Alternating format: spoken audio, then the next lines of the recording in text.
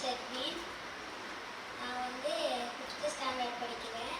இன்னைக்கு வந்து உங்களுக்கு ஒரு ஸ்டோரி சொல்ல போகிறேன். அந்த ஸ்டோரியோட தலைப்பு வந்து சாத்தானே ஜெயித்த இயேசு.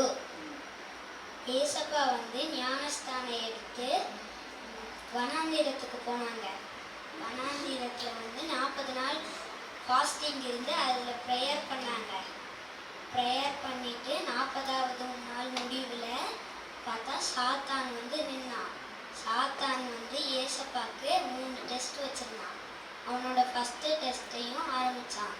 அந்த ஃபஸ்ட்டு டெஸ்ட் வந்து கல்லெல்லாம் இருக்கிற இடத்துல கொண்டு போய் ஏசப்பாவை நிறுத்தி இந்த கல்லெல்லாம் அப்பமாக மாற்றி காட்டுங்க அப்படின்னு சொன்னான். ஏன் தெரியுமா சாத்தான் வந்து 3 டெஸ்ட் வச்சான்.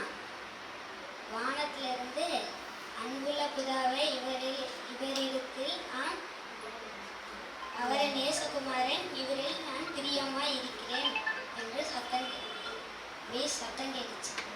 அதனால அவர் சொன்ன வார்த்தையை காப்பாற்றணும்ல, மாத்திட்டா தோற்று போயிடுவாங்கல்ல, அதனால ஜெயிச்சிட்டாங்க. பைபிளில் வந்து எழுதியிருக்கிறது, மனுஷன் உணவினால் மட்டும் உயிர் வாழல, கர்த்தரின் வார்த்தையினாலும் தான் உயிர் வாழறான்னு எழுதியிருக்கு. ஏசப்பா சொல்லி ஜெயிச்சிட்டாங்க. அடுத்து வந்து 2வது டெஸ்ட்டை சாத்தான் வச்சான். அந்த 2வது டெஸ்ட்டில் வந்து அந்த ஊர்லேயே இருக்க சர்ச்சு மேலே கொண்டு போய் நிறுத்தி, ஏசப்பா இங்கேருந்து கீழே குதிச்சா உங்களை தூதர்களெல்லாம் வந்து காப்பாற்றுவாங்களே அப்படின்னு சொன்னான்.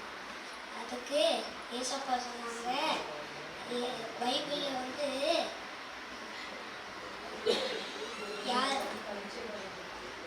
தேவனாகிய கர்த்தரை பச்சை பாராது இருப்பாங்க அப்படின்னு எழுதியிருக்கிறது சொல்லி அதுலேயும் ஜெயிச்சிட்டாங்க. சாத்தா வந்து அவங்களோட 3வது டெஸ்ட்டையும் வச்சான். அவன் வந்து அந்த ஊர்லேயே இருக்கிற பெரிய மலையில் கொண்டு போய் நிறுத்தி, அந்த மலையில் ஏசப்பாவை பார்த்து சாத்தான்னு சொன்னான், எல்லா உலகத்துலேயும் காட்டிலும் என் காலில் வந்து பணிங்க அப்படின்னு சொன்னான். ஏசப்பா சொன்னாங்க, பைபிள் எழுதி இருக்கிறது,